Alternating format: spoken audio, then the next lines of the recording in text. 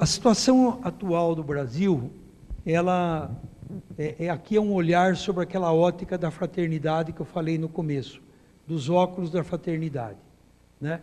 O que nós estamos vendo hoje no Brasil é uma coisa triste, mas real. Primeiro, a crise que o Brasil está passando hoje, o Brasil já passou outras crises como essa e até piores. E tem coisa muito pior no mundo. As guerras, tem coisas trágicas. Então, é uma situação difícil? É.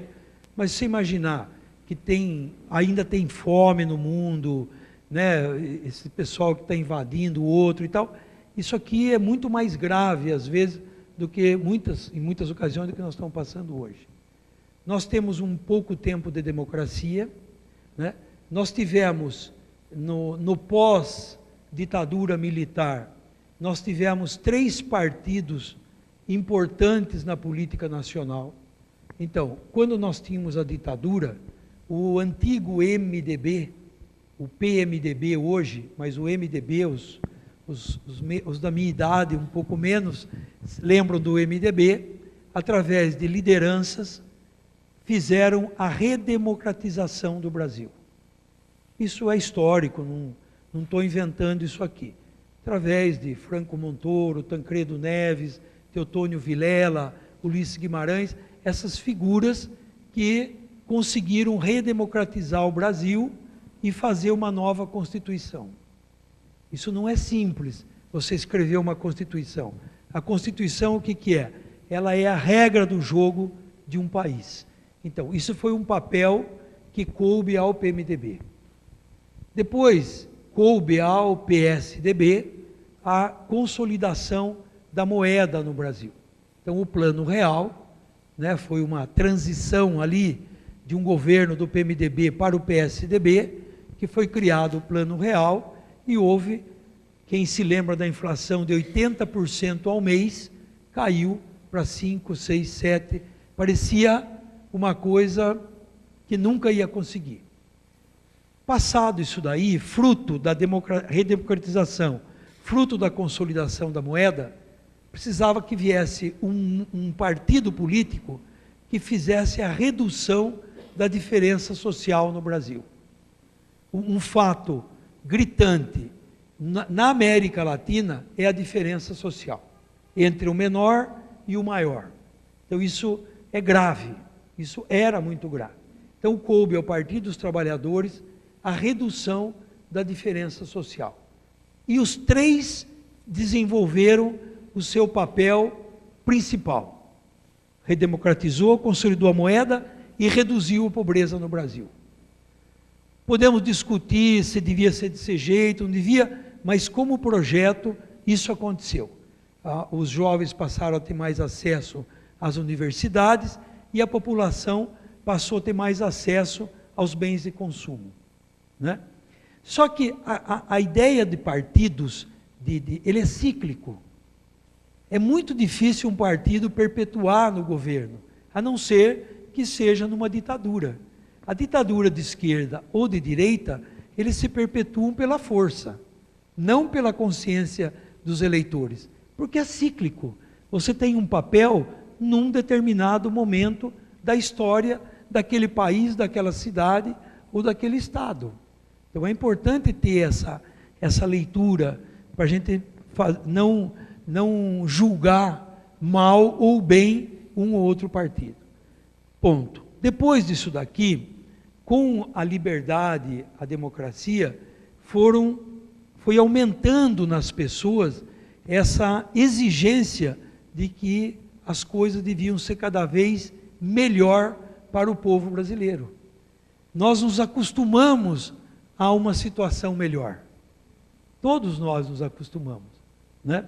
Só que, de repente, as coisas caíram, as coisas pioraram, né? Bom, por que piorou? Por que o Brasil entrou? Então, aqui tem algumas coisas.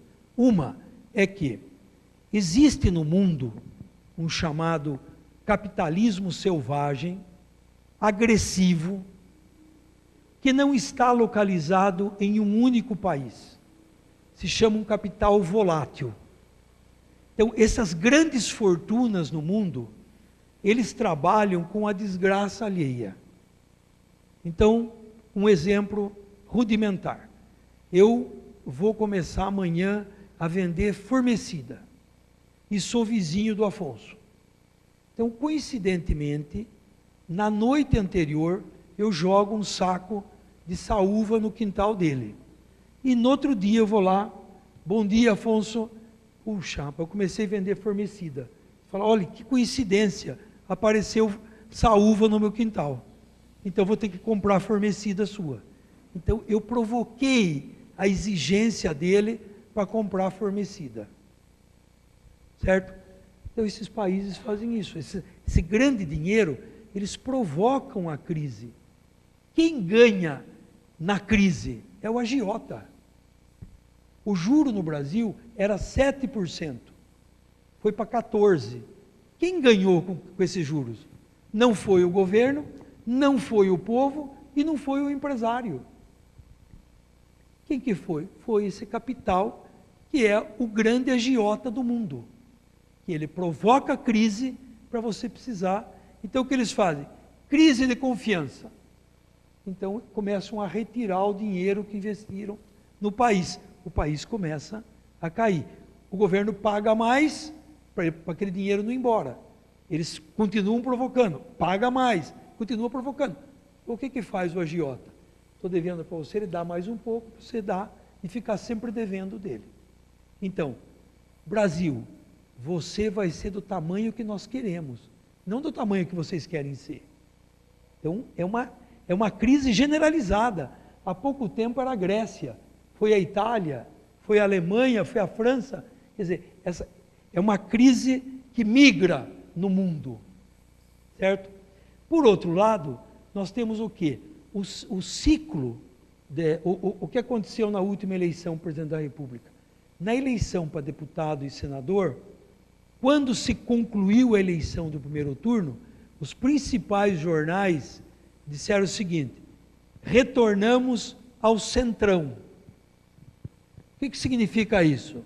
A população escolheu um legislativo com ideias liberais e escolheu um presidente da República com ideias socialistas.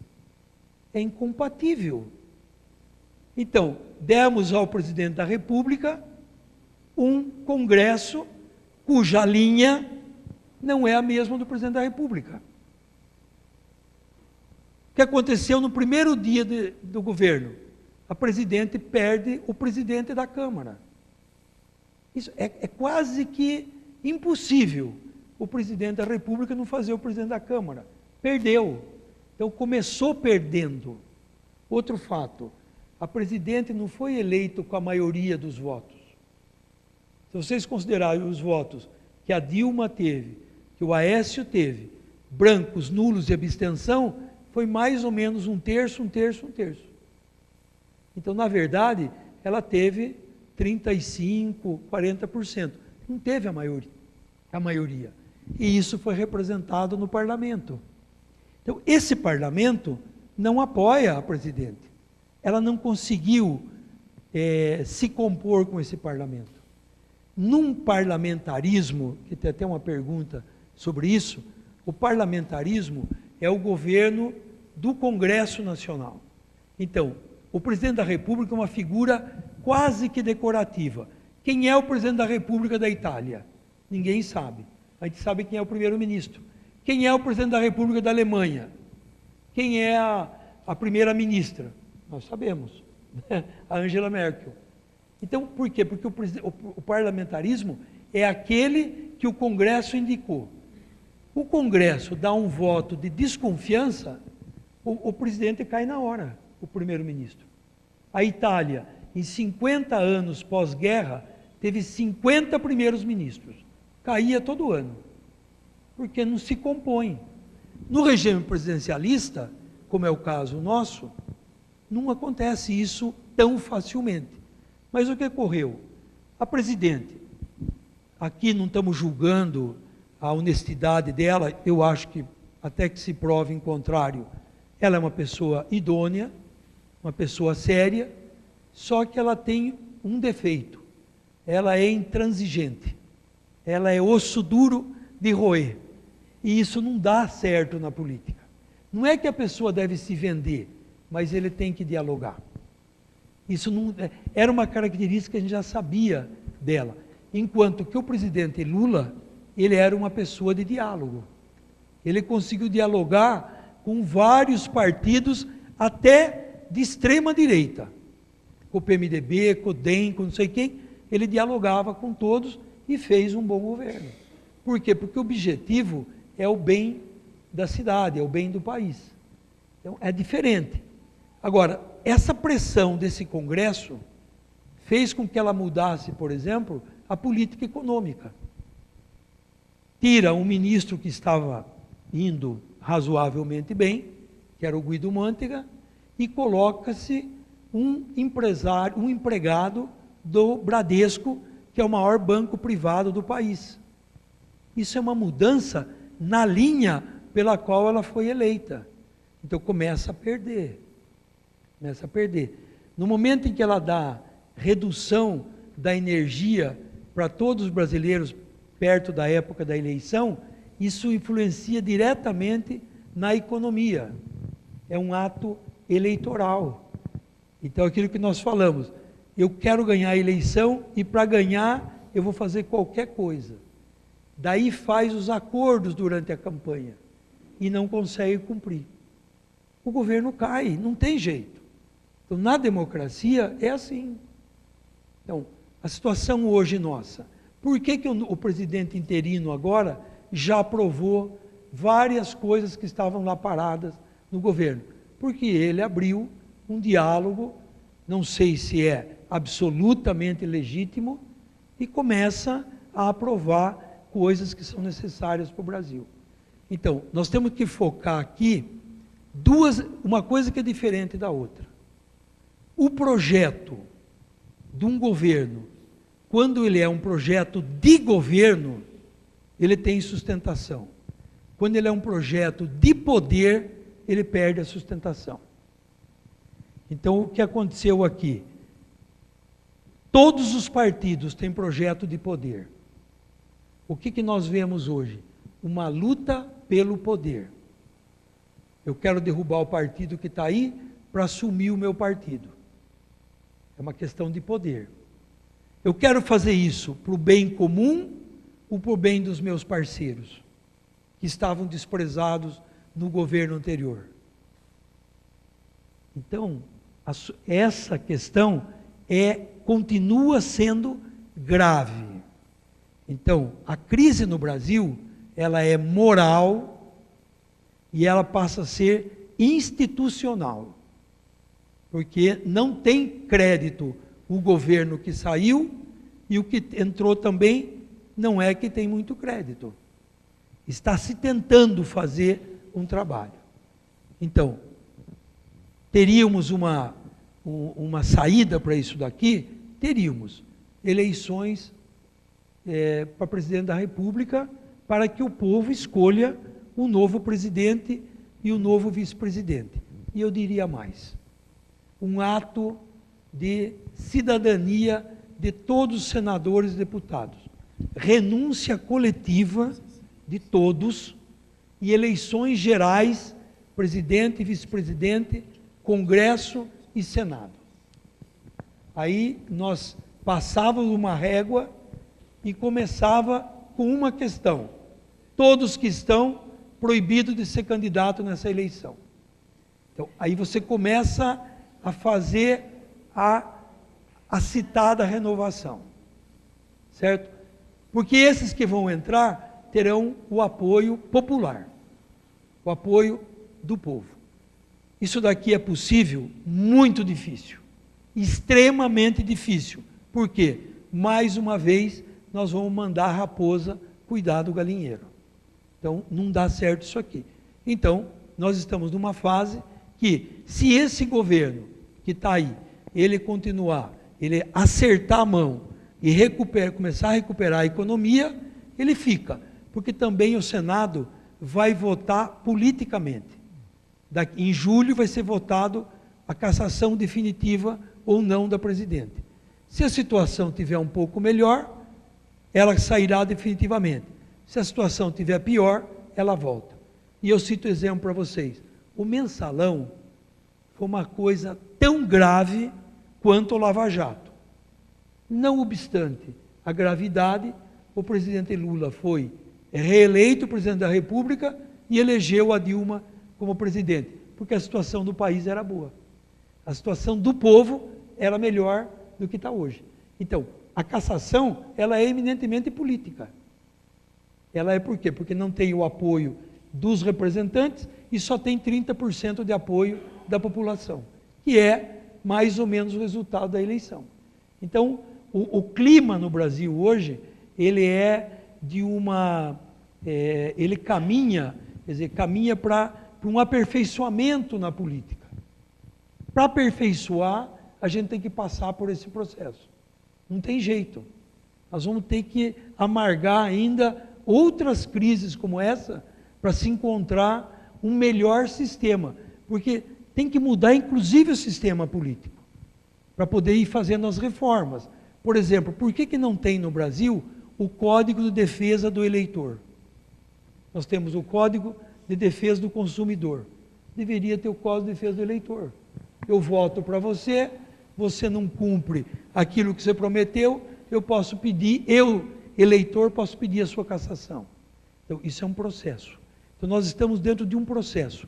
A contribuição desse movimento político pela unidade, que tem a fraternidade como categoria política, ele tem sido para que o Brasil se torne uma república fraterna. Então, nós não estamos parados. Nós estamos trabalhando junto com deputados sérios, senadores, para poder fazer essa transformação. Mas nós somos poucos ainda. Então, isso aqui é um processo lento e gradual que nós vamos ter que pagar a conta para isso. Solução, pode ser que tenha, e tem solução. Precisa que essa solução tenha como objetivo o bem do povo brasileiro, não do Brasil. São duas coisas distintas. A empresa Brasil é uma coisa, o brasileiro é outra. Nem sempre o Brasil estando bem, o povo brasileiro vai estar bem. Pode ser até que o Brasil não esteja bem, mas o importante é que a saúde funcione, que a educação funcione, que todos tenham acesso ao saneamento básico, alimentação e tal. A conta, a dívida do Brasil, o Brasil não deve sozinho, o mundo inteiro deve. Um deve para o outro. A dívida pública não se paga. Isso é uma coisa da humanidade. Então, por que tem que pagar a dívida pública? Para salvar o capital que investiu nos parlamentares. Eu não sei se vocês sabem, está para ser aprovado aqui no Brasil os jogos de azar de novo. Ele foi derrubado em 1940 e tralalá pelo governo Dutra, os grandes cassinos e tal. De lá para cá não tem mais jogo de azar no Brasil. E agora está para voltar a ser aprovado o jogo de azar. Tragédia para a família, para a sociedade, para os jovens. Estão dizendo que isso aí vai trazer renda para o Brasil. Mentira. O custo da doença que vai trazer, da restituição da saúde, da desgraça das famílias, é muito maior do que o imposto que vai arrecadar. É que os grandes investimentos internacionais vão pagar, vão investir em certas pessoas para poder aprovar os jogos de azar no Brasil. Então, essa é a questão. Quer dizer, a pressão, então, nós estamos sofrendo hoje a terceira guerra mundial financeira. Então, o quadro nosso, ele é grave, não é menos grave que outros países, já passamos por situações semelhantes, né? E a força nossa, e aí vem a questão da participação, vem a questão da nossa, o convite que eu queria fazer para vocês aqui, é que todos vocês fossem candidatos, a vereador, a prefeito, a deputado, todos, façam essa experiência, vocês vão ver que coisa linda que é, mas para ser político sério, para ser meia boca, não percam tempo, fiquem onde estão, que é melhor. Ou entra para fazer sério, ou cai fora e não faz nada.